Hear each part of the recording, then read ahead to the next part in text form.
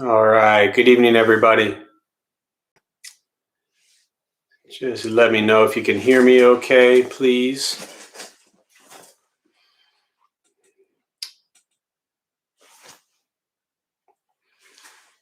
Just check in with everyone before we get started. Make sure you can hear me first off.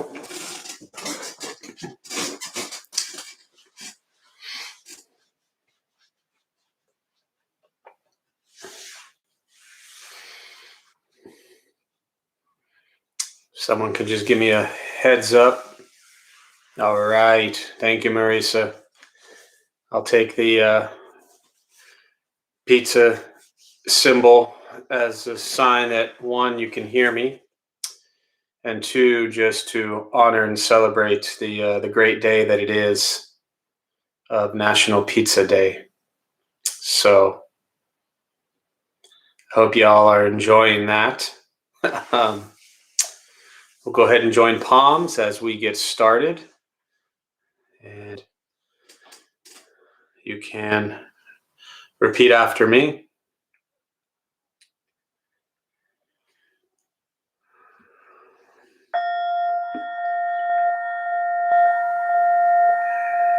I take refuge in the Buddha.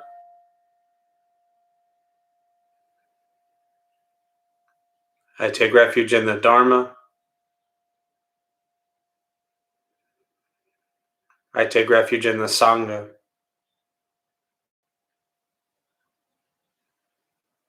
And keeping the palms joined.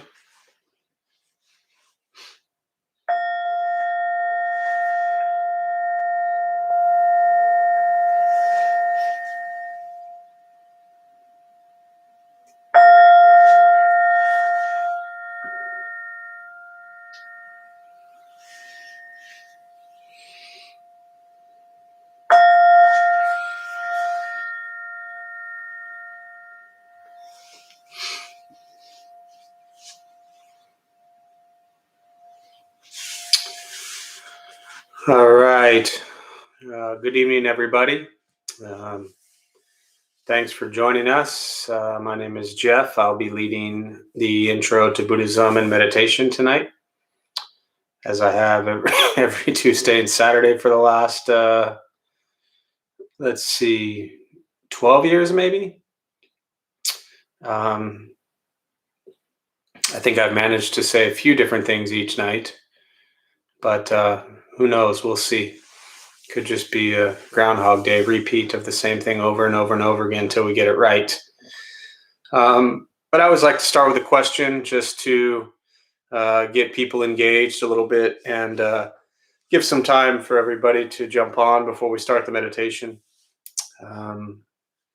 So I think the question I have for you this evening really has a lot to do with practice. But how can I say this? Well, I'll simplify it. Why do you really keep showing up? I was going to give a much longer question that really kind of boiled down to the same thing, but why do you keep showing up? And what I mean by that is, why do you keep, whether you're here with me Tuesdays, Saturdays, or you sit with Alex or Travis, or whether you show up to meditation or your spiritual practice somewhere else, whatever it may be, why do you keep doing it?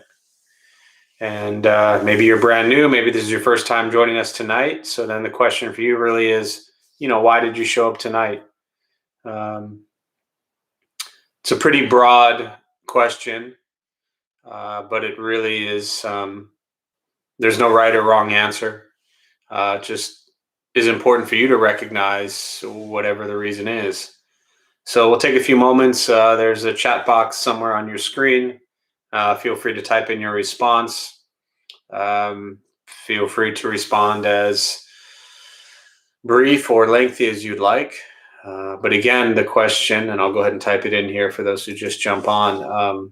Why do you keep showing up? Let's see here. Why do you, I'll just say show up? to practice. If you're first time here, why show up tonight? Why do you show up to practice? If you're first time here, why show up tonight? Simple enough. So again, it's, there's a million answers or responses to that question. And it could be a question that you could ask yourself every day, and it would be a different answer. And I think that's part of why I bring this up, is that there, as I said earlier, there's no right or wrong answer as to why we show up. It is going to be different for everybody. But I do think it's incredibly important for you to begin to ask yourself, why am I here? What brings me to a place in my life where I want to commit to doing a meditation practice? What brings me to a place in my life that I want to commit to understanding what the Buddhist teachings are all about? What brings me to a place in my life where I'm seeking some sort of spiritual journey that's different from what you've been doing? And it's a question that those who've sat with me for a long time know that I ask that, at least at Temple, pretty regularly. Why are you here? I don't think I've asked it as frequently since we've been virtual, but it's just a reminder that to check in with yourself. What is that inspiration? What is that kind of driving force, driving motivation that keeps you showing up? Or, like I said, if it's your first time. So I'll go ahead and share a few of the responses here. Bill, I keep showing up to DBT to have help becoming a better, kinder, happier, and more peaceful version of myself. Such a project requires right effort. Yeah, it's a definite project. It's a great way to just recognize where we're at on that path. And yes, the effort, the diligence is critical. Lane, because the alternate, the screen keeps moving. Because the alternate leads to a space where limiting beliefs become the norm. Showing up here and in the practice has been the number one reason I've managed to keep it all together. It keeps me grounded. Yeah, definitely. I agree. I think that for me, it's why I keep showing up, to just remind myself that there is a world that exists different from the world that is typically presented to us. So to be able to abide in that space in our own mind and our own hearts is really important, and to keep ourselves very present, very grounded. Let's see, primarily to seriously be free from suffering, and secondarily to have others to be free from suffering.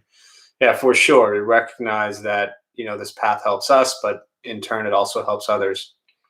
Denise, Eddie says he always feels better after. For me, there's always something to learn and put into practice. Yes, absolutely. It's one of those things that I always think of the first time I went to that Buddhist temple in 2003, that, I don't even know what it was, but something about being there and something about how I felt during and after just stuck with me. And I still remember that feeling of just wanting to be in that space. Which is actually kind of funny, because then when we started Dharma Bum Temple 14 years ago, wanting to create a space that could be felt by others. So I appreciate that. Samir, short fuse. If I don't work on me, I can't be kind to the people I love. They deserve the kindness version of me. Definitely. And that recognition of the short fuse is critical. Let's see. It would be nice if that order were reversed, but the truth for now, as is stated, definitely. Let's see, Lisa, comfort, community, and to keep learning, to become more patient, understanding, and empathetic. Yeah, absolutely. Benton, I'm here because I need to practice and to be reminded that the alternative is more suffering. For sure. I mean, if we think we suffer a lot now, imagine if we didn't practice. Vicky, to be a part of a community that I feel is good for my mental health. The Dharma is a message I need reminders of. Absolutely. Daily reminders, just like brushing those teeth. Alice, every week your words resonate in me. Thank you. You are welcome. Joe, all the way from South Bend, Indiana. Welcome, Joe. Good to see you. I show up to connect with others and gain insight as feel peaceful as I progress along my own path. Yeah, I think also the recognition of how we are. I often talk about trying not to judge our practice, engage it, but I do think we recognize that we are progressing on a spiritual journey is important to keep ourselves motivated. Let's see, Sherry, lifelong anxiety, always a work in progress, definitely. Mario, coming here helps me, helps keep my practice more in the forefront of my mind for when I'm not here. Plus, it's a nice, calm way to end the day, definitely. And Cynthia, are you kidding me? I can't even read anymore. I'm a mess. I love hearing how to try in caps to not be a mess. Well, Cynthia, I will spend the rest of my life, I promise, trying to help you be less of a mess. So you have my vow that I will spend the rest of my life doing what I can to help Cynthia become less of a mess. So, and in turn, if I'm spending my entire life helping you be less of a mess, then I will absolutely be less of a mess as well. So, selfishly, we both benefit. So, thank you. All right. Thanks for sharing, everybody. With that, we'll go ahead and we'll start a meditation practice. For those who are joining us for the first time, again, welcome. There's a few things I'll tell you before we begin the meditation. Just some reminders. Nothing's going to happen to you. All right. You won't float away. You won't have any mystical, magical experiences. The mind that races all day long is not going to shut off. Don't judge your practice, meaning don't ask yourself, is this working? Is it not working? Am I doing it right? Am I doing it wrong? We're just going to sit. We're going to breathe. You'll hear sounds inside your room, sounds outside. This is life. Life is filled with chaos. And the practice of meditation is learning to get quiet and still within all of the chaos. So most important, I think, especially if you're new, is to not expect anything. All right, if you're sitting there waiting for some grand aha moment or deep realizations, you might be pretty disappointed. We're just going to sit and know what it's like to sit. So posture, you just want to be comfortable. If you're on the cushion, it helps slide into the front third. Pushing the stomach forward allows the back to straighten. Shoulders are relaxed. Hands can be on the knees or in the lap, whatever's comfortable. I will guide us as we begin. We'll settle into a little bit of silence, closing the eyes if comfortable or slightly open. Mouth also open or closed.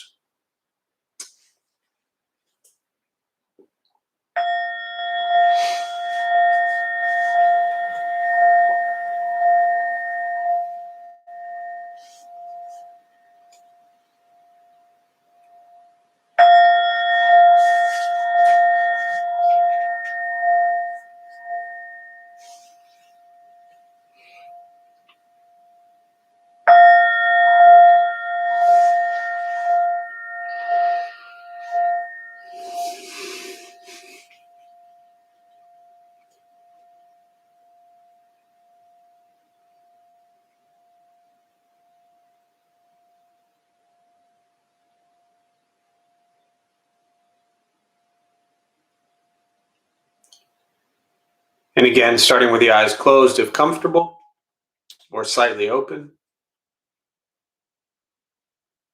Mouth open or closed.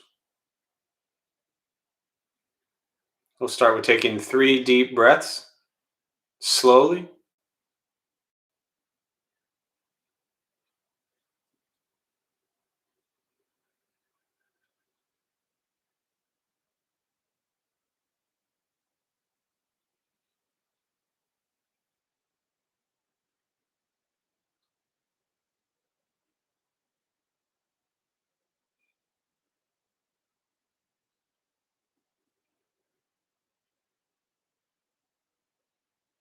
And eventually settle into a natural rhythm of the breath.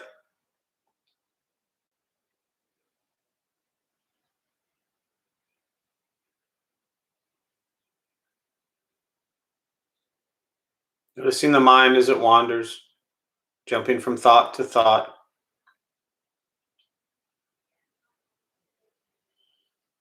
We'll start with gently guiding the attention, focus to the stomach or chest.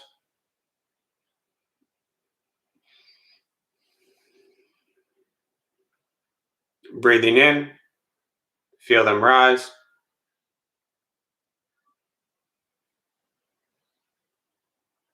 Breathing out, they fall.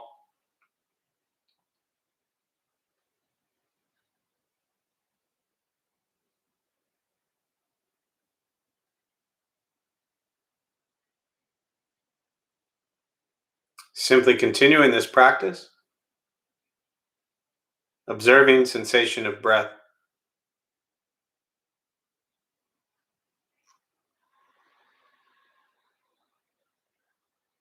expecting nothing but to sit and breathe.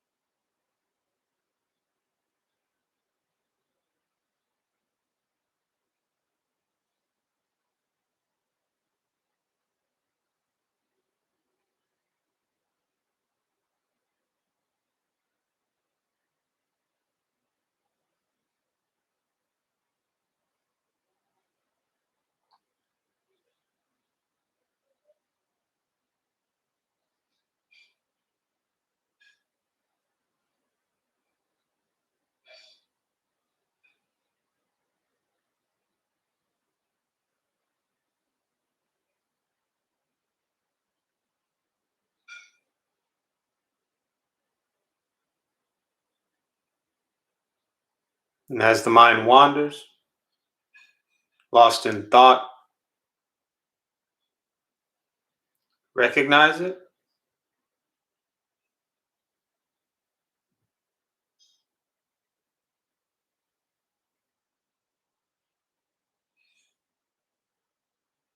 release that thought,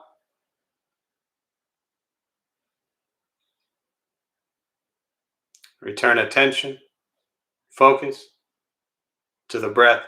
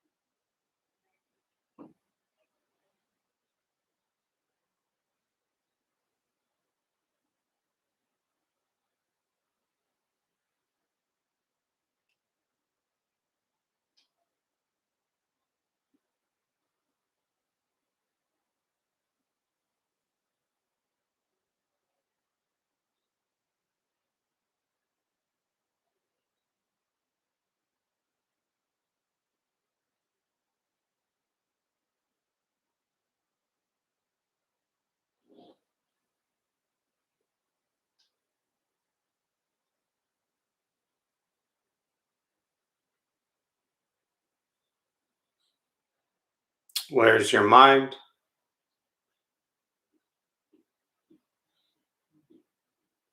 Lost in thought,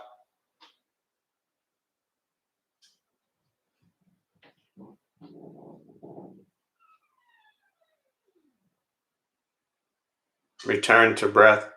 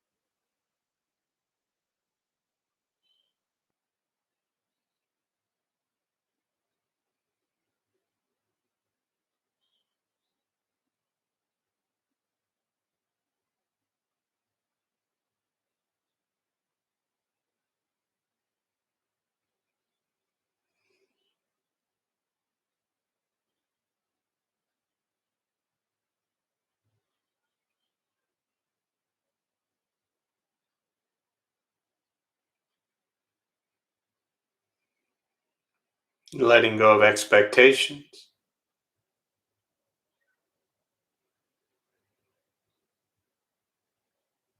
letting go of judgments from the practice,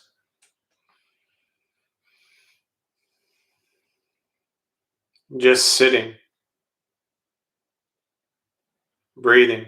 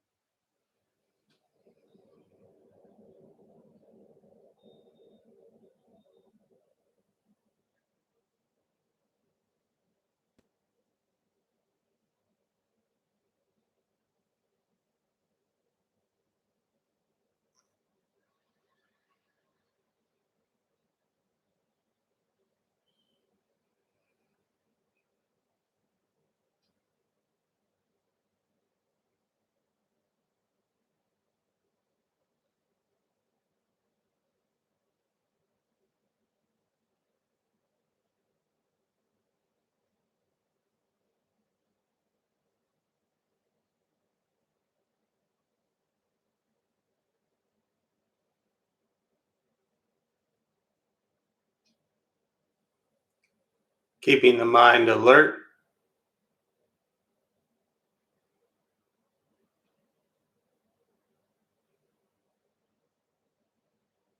aware of each sound,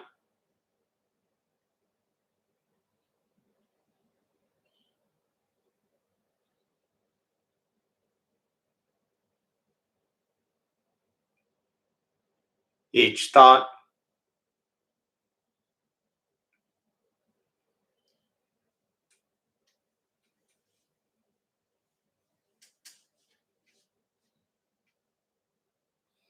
each physical sensation,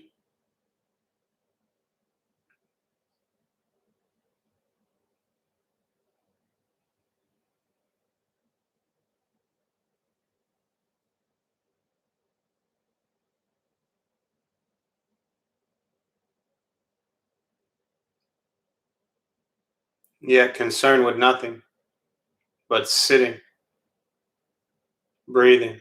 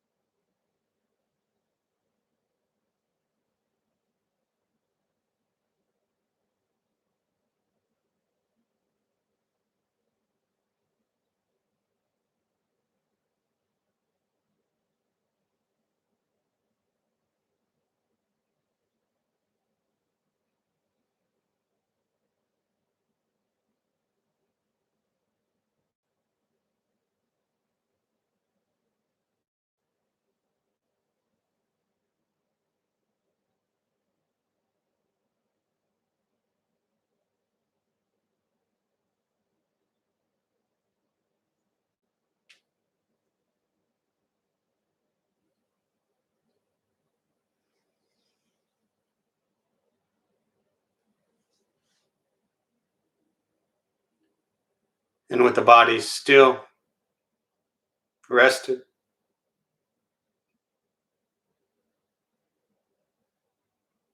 and the speech quiet, aware of all sounds,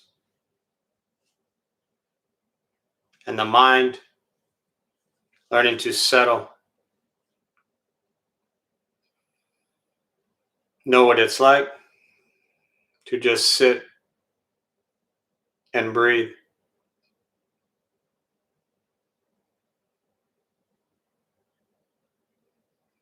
Knowing with each breath, there's nothing else to do, nowhere else to go, no one else to be. Everything beautiful, exactly as it is. Sitting, breathing. And once again, taking 3 deep breaths slowly.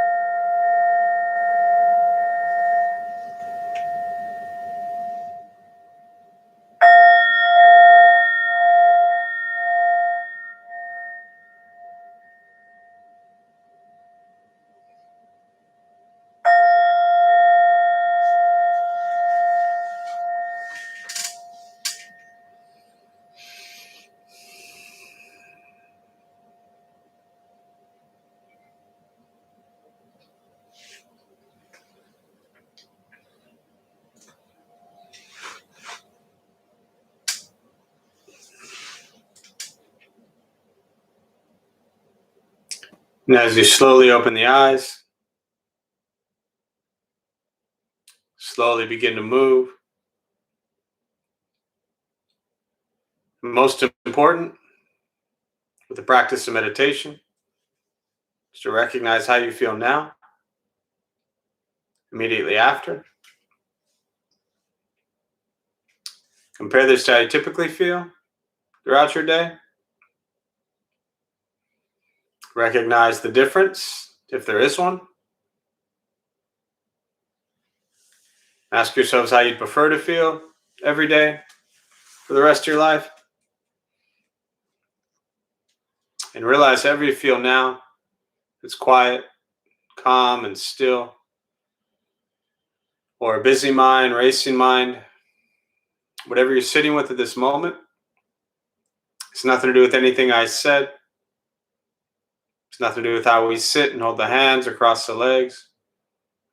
It's not from the sounds around us or anything else for that matter. It has everything to do with your own mind and your own mind's reaction to an external condition.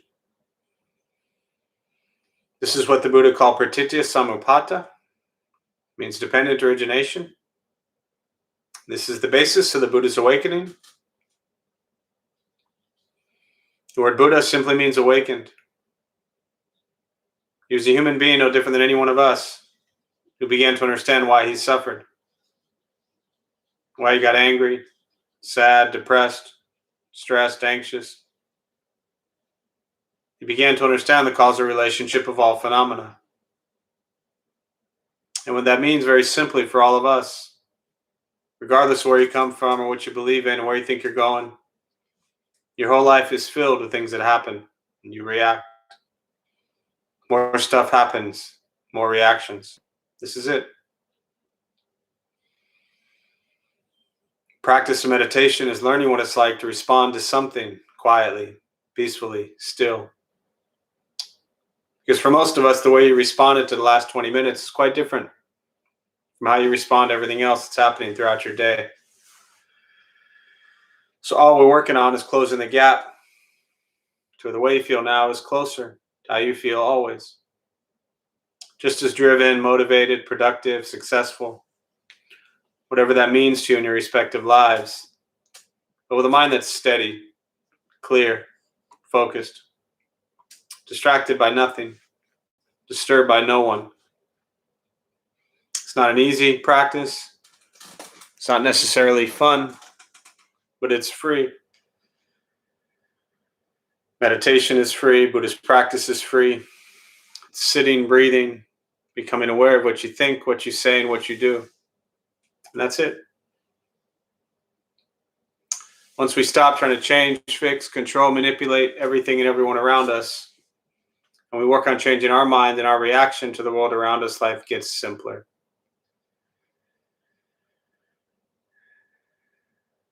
But as I always talk about, it's not easy. And so I started tonight by asking the question of, why are you here? And for some of you, maybe many of you, it would be really important to just take a moment and truly recognize how you feel right now after the meditation practice. Because very often that is the reminder that we need to continue to practice, to continue to show up.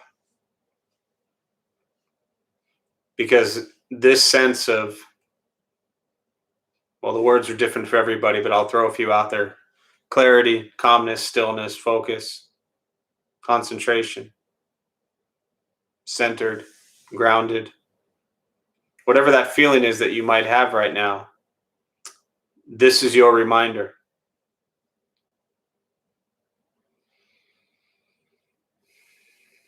This is that trigger that we often need to continue to devote ourselves to a practice.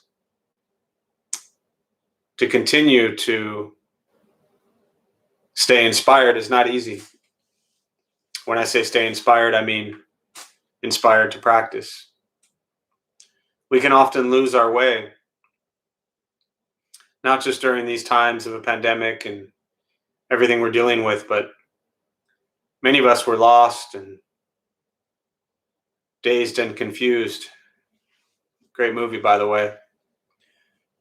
Well before the pandemic hit. And so I know it's a very kind of simple thing for many people to say, well, there's a pandemic, my life is totally different right now, so everything's a mess. But I've known a lot of you a long time. And no offense, but you were a mess before the pandemic, as was I. So it's really important to recognize that when we become that mess and we lose ourselves and we sometimes fall away from practicing meditation or being around community, it's important to use this feeling that you have now after meditation as really, like I said, that trigger and that driving force to remind you to continue to practice. So with that, I'll pause. I always prefer, and if you're watching or joining for the first time, again, welcome. I always prefer to turn over to questions. I can ramble quite a bit around meditation and Buddhist practice, so I'd much rather ramble to questions that you all have. So there's a chat box there on your screen. Feel free to type in any thoughts or questions related to meditation, Buddhist practice, whatever you're sitting with. And I'll use the rest of the time to address your questions.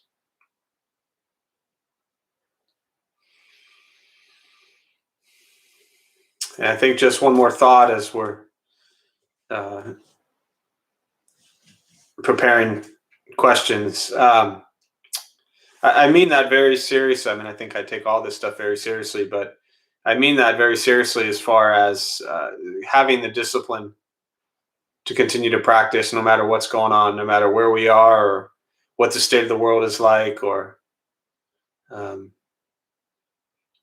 whether we're in a good state of mind or not, whether we're having a good day or a bad day, whether things are going our way or not. It's always important to practice, because when you're having this kind of stretch of lots of wonderful things happening, that's really great. But we all know that will be followed up very often by days and a stretch of not so good things happening. And then returns to positive things. So it's really the impermanence that the Buddha was talking about, that we have what we call good days and bad days. From a practice standpoint, I don't like to look at them as good and bad. I just use the words to kind of express and to um, help us understand. But really, our days are just days, and our moments are just moments. And there's really the idea and the practice of just appreciating all of them and not labeling or judging them as good or bad. But again, to make my point, when you feel like things are going really well in your life and you're having those good days, that's not a time to stop the meditation or study. It's actually the time to maybe even increase it and to begin to dedicate yourself even more. So when things do become a tremendous challenge and you face difficulties, you'll be prepared. So, questions, thoughts, meditation, Buddhist practice, anything you're sitting with, feel free to just type them in, and I'll respond.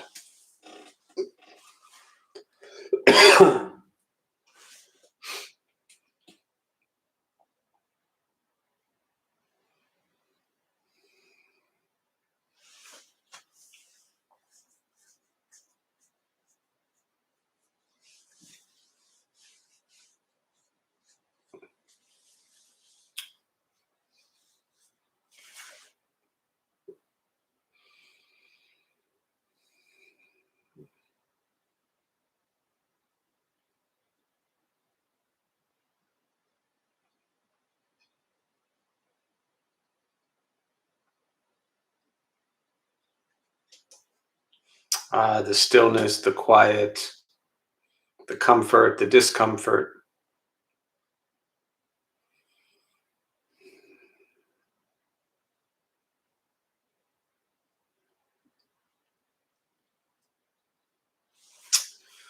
All right, Sherry. So, any advice for people who are stressed out about rejoining? Sorry, I couldn't see that word. About rejoining the world, rejoining in quotes. Any advice for people who are stressed out about rejoining the world after the pandemic? I feel like it is going to feel a bit like leaving a monastery and being overwhelmed by the world. Yeah, I think I'll share some thoughts, and really I kind of already touched on it a little bit, but when I look at the Buddhist teachings, and I really focus on impermanence and the idea that everything is changing always. So I understand that maybe there's maybe this heightened sense of anxiety or fear or worry or stress um, to rejoin, as you say, the world. But here's the thing: you are always going to have something to stress out about, always. And my guess, maybe Sherry, I don't know, but my guess is for people who are stressed out about rejoining the world, as you say, after the pandemic, there were probably things prior to the pandemic that would stress you out. Not that this is less or more important than anything else, but what I want us to understand is that the stress and anxiety that we have is just changing shape or forms. It's like someone who deals with the emotion of anger. There's always going to be things to be angry about. The stress and anxiety and the fear and the worry, there's always going to be things that you're going to stress out about. Right? If you think that rejoining the world after the pandemic is going to be the last situation in your life that you're going to be stressed out about, um, we're kind of fooling ourselves. So, stress and anxiety, fear, worry, these have a lot to do with the mind that wanders.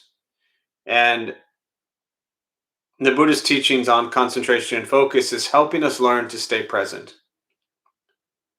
All right, so let me give you an example. When we do a meditation practice and we're focused on the present moment, sitting, breathing, here I am. My thoughts go to the past. I get angry, sad, depressed about the past. My thoughts go to the future. I get anxiety, fear, worry, right? So anger, sadness, depression's in the past. Stress, anxiety, fear, worries in the future. So all you're doing in feeling stress or anxiety about the future is allowing your mind to wander to things that you know nothing about. You don't know what the future holds at all. We never do. So I understand and uh, can really feel for everybody who is panicked and worried. Um, but it's not about the pandemic. It's not about rejoining the world. It's about you and your attempt or desire or craving to control future. Rejoining the world, as you say, is just moment to moment actions that we are going to be doing in the future. Yet we sit here today and we've created an entire story about what that looks like or what that means.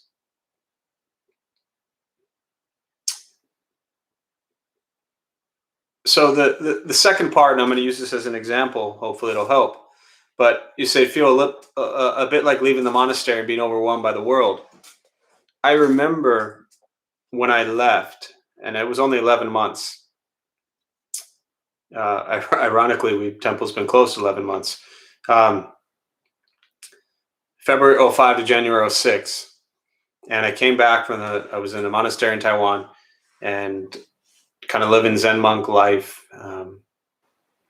I came back, I landed at LAX, and I felt this like I just didn't want to get off that plane. And as soon as I walked off that plane and into LAX, I just felt like the whole world rushing at me. The world wasn't any different than it was before. I didn't have the ability to stay present and deal with emotions as they were arising. I was too busy trying to project what the future was going to be. I was too busy trying to carry one life into the next life. Not literally, but.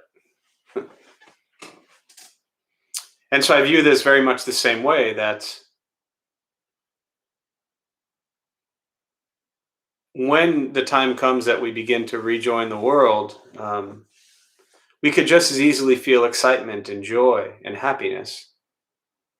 But nobody would ask the question, any advice for people who are excited or happy or joyful about rejoining the world? Because these aren't emotions that we're concerned about. We're concerned about stress, anxiety, fear, and worry because we have the desire to control the future. So when we learn to stay present, which is something we should be practicing always, the stress, anxiety, the fear, the worry, the storytelling, they tend to exist less. So hopefully that's helpful. Very often, again, I don't know you, Sherry, I don't think, at least not by name. So many people I know that are joining us tonight, they like to control the future. And that's a huge cause of stress and anxiety. So I hope that's helpful, Sherry. Cynthia, Sherry, I'm with you. Yes. So Cynthia, everything I just said to Sherry. And it will change how we engage with people and places and things in the future. Absolutely. But again, we don't have to view all of these things as negative and bad, just different. And that was my original response with impermanence. Everything's impermanent. The way we live our lives are always changing. The way we engage with people are always changing. The places we go are always changing. The awareness that we may have around certain situations is always changing. So I don't see these things as bad. I just see them as impermanent, as changing. So good questions. All right, Joe. When I go out in the world these days, I pretend I'm the guy from the movie Being There. You mentioned once when I lived in San Diego. Yeah, I mean, that movie Being There. If you haven't seen it, please see it. It's a '70s cult classic. Peter Sellers. He plays Chauncey the gardener. It's called Being There. In case any of you guys and gals have any extra time on your hand um, and want to watch a movie. I always say the best Buddhist movies out there are Being There, Fight Club, Groundhog Day, and The Matrix. Um, Incredible Buddhist movies. Being There, and I won't ruin it for you, but to your comment, Joe, about going into the world and pretending you are the guy from Being There, um, I think that's a great example of really what I'm talking about. That we can go out into the world every day. But again, these things are not just because the pandemic. You did these things before. They just didn't seem so extreme because you didn't tie them to life or death situations, right? Every time we get in the car and drive on the freeway, we don't know what's going to happen. But the anxiety, the fear is not as intense, possibly, as it might be now just from walking outside and going into a grocery store.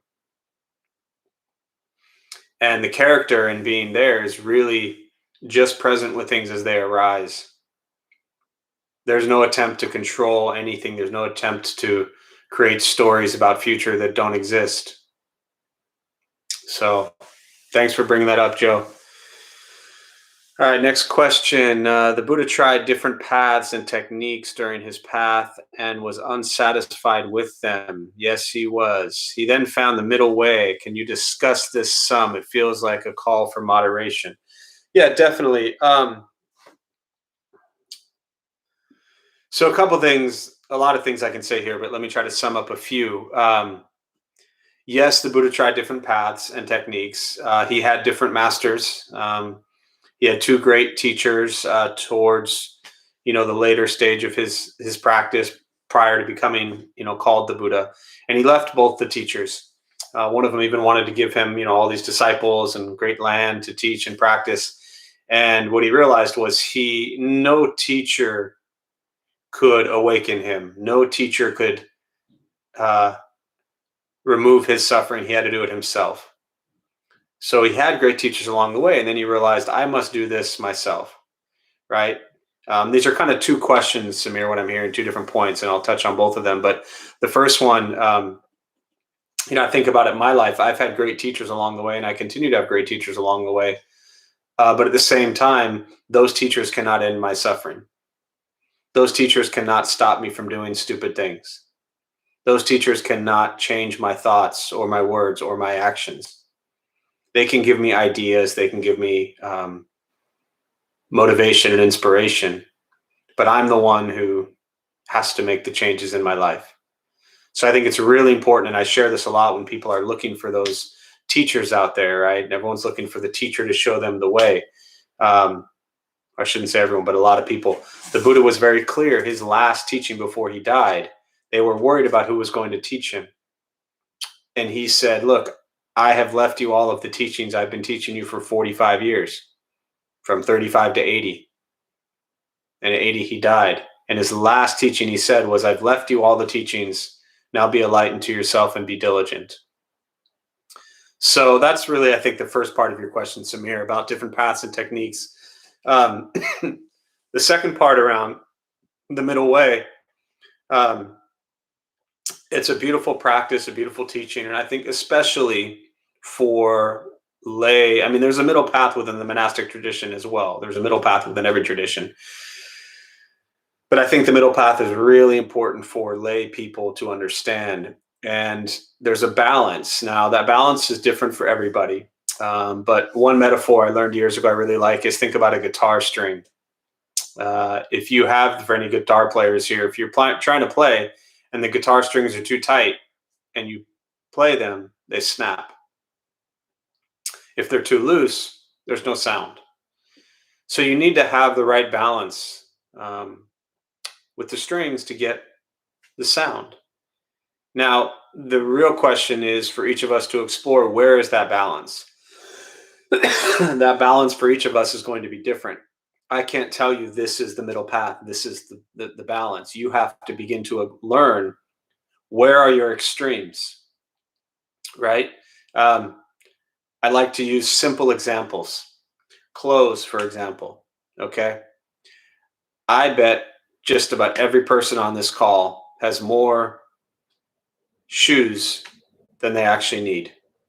I'm not talking about shoes they like or shoes that match their outfits or shoes that are this or that. I'm talking about shoes that you actually need.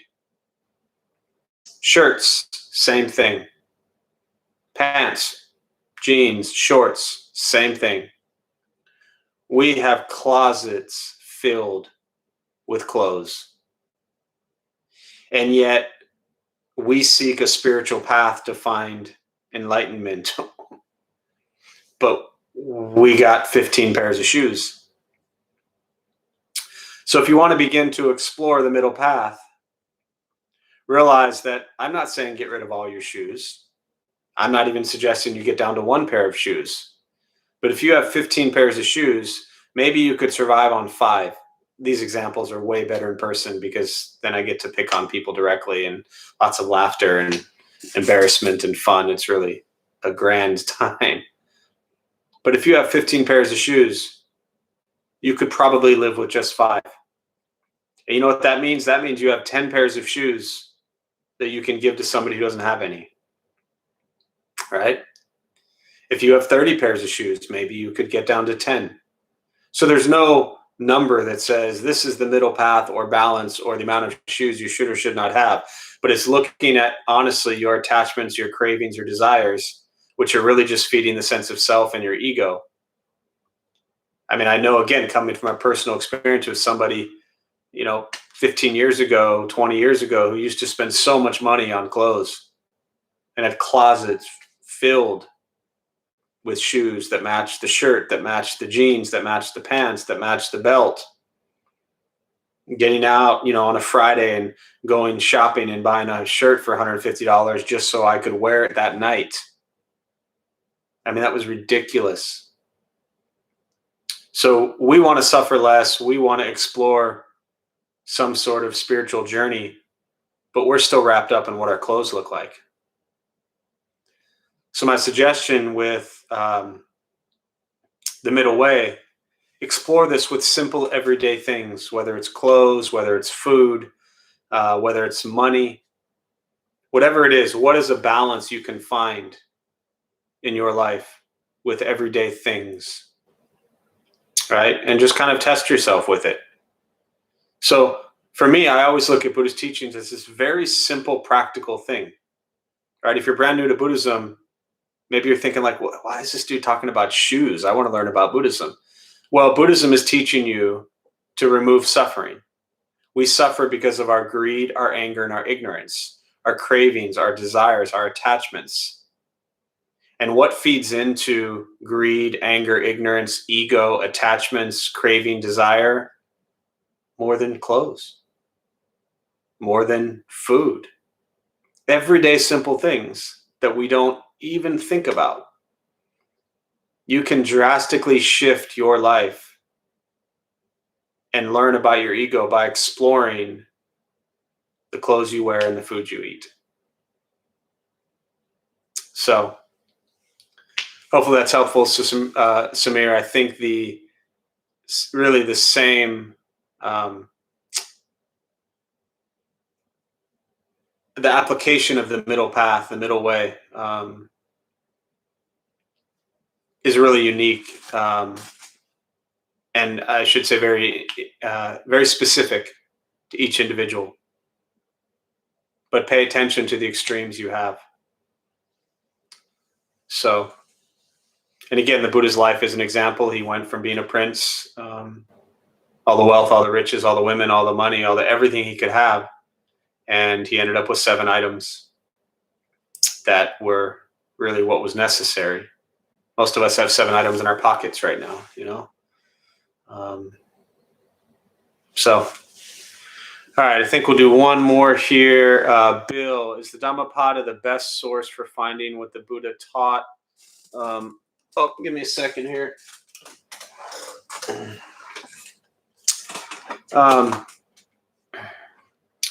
Said my battery was running low.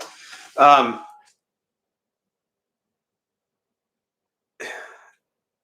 wouldn't say that the Dhammapada is the best source for finding what the Buddha taught. But let me address, I think, the larger picture here, Bill, which is I don't care if Donald Duck taught it, right? I'll give you a direct answer most likely, but I think this is really important, especially for someone like you who loves to kind of cling to like very like technical Buddhist stuff. I think you could learn as much from a a cartoon as you can from Buddhist teachings. Depends on the cartoon, of course. So I'm not concerned with is this and I get it, as intro to Buddhism, you want to learn about Buddhism, but what I'm suggesting is that you don't cling so tightly to something being Buddhist, right? I'm pretty sure Jesus said lots of things that were beautiful. And if we listened and did what he said, we would suffer less. I'm pretty sure just about every other religious, spiritual leader out there for thousands of years has said incredible, wonderful, beautiful things. And if we listen to them and apply them to our lives, we will suffer less. So I want to start with that. Specifically with what the Buddha taught, and I'll close on this thought. When he taught 2,500 years ago, 500 years before Christ, what he taught was not written down. It was memorized. It was an oral transmission of the teachings. So he would recite teachings and they were memorized. Sometime 50 years, give or take, after he died, they came together and said, this is some good stuff, we should write it down. That's why the sutras, and the word sutra means thread, the sutras are a thread of the Buddhist teachings. And for the most part, they will all start out, thus have I heard at such and such place at such and such time, the Buddha once said. So even what is written down as the original Buddhist sutras are all retelling their memory. One of the Buddha's disciples was, the foremost in wisdom and memory and recited everything, and then they wrote it down. But they're retelling what they think the Buddha said. So I'm never looking for like, what's the best way to look at what the Buddha taught? I'm looking for what did the Buddha teach that resonates with me, that will allow me to change my life. Now, the Pali Canon, which Access to Insight has most of it up there, is the heart of the Theravada Buddhist teachings. And most people will tell you that these are the closest you'll get to the original teachings and words of the Buddha. But again, even those are retelling what they think he said. So whether it's the Pali Canon, whether it's reading the Dhammapada, whether it's looking at the Prajnaparamita Sutras of the Diamond Sutra, the Heart Sutra, etc., if you're looking at the Lotus Sutra, whatever these sutras and teachings are, they're great. Just do them, and you'll suffer less. And if you suffer less, other people will suffer less. So, all right, good question, Bill. On that, we'll join palms as we close, and then I'll do a few quick announcements. We'll do a transfer of merit. May the benefit of this practice be shared with all beings in all directions. May all be at peace. May all be free from suffering. May any merit gained from this practice be transferred to Michelle's mother during her time of suffering. May all be at peace. May all be free from suffering.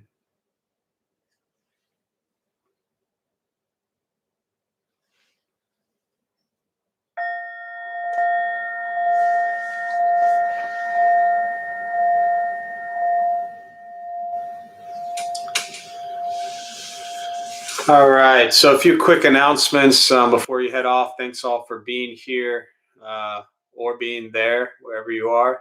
Please keep being there. It's such a great movie. Um, I am Jeff. I am a Dharma Bum. We opened up 14 years ago the Dharma Bum Temple to bring Buddhist practice to those who show up. So um, every night we have different classes going on. The temple itself we closed 11 months ago. Everything is virtual now. Those of us who lead, we are not monks, we are not nuns, we are not gurus, we're not masters, we're not teachers. We're not looking for students. We're just practitioners. We do our best to take our understanding of Buddhist teachings and put it into terms that hopefully make sense to those who show up. So as I said, every night, different classes going on. We have a huge recovery sangha, so anyone battling addiction, drugs, or alcohol.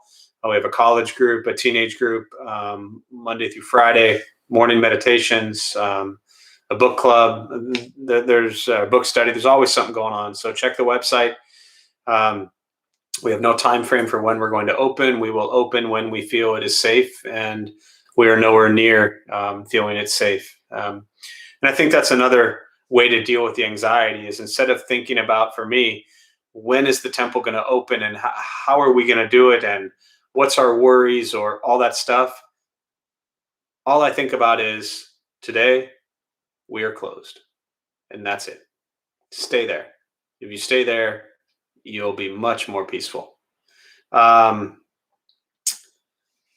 I think that's about it. Last thing I want to say, our college group, Delta Beta Tau, they lead our Dharma Bum teens, and they're building or going to lead an 8-week course using a class taught by at Yale about mental health. And they're going to run this 8-week course using the online classes from Yale. So it'll be really beautiful. That's every Sunday, 12 to 1. If you know teens, if you have teens, if you're a teacher, anything like that, please spread the word. They can go to the Delta Beta Tau website. It's all there, deltabetatau.org, and just click on DB or Dharma Bum Teens. I'll get that up on the temple website as well. But anyways, thanks all for being here. I wish you well. Please stay home, wear a mask, be safe. And for those who are celebrating National Pizza Day, enjoy your pizza, and I'll see you soon.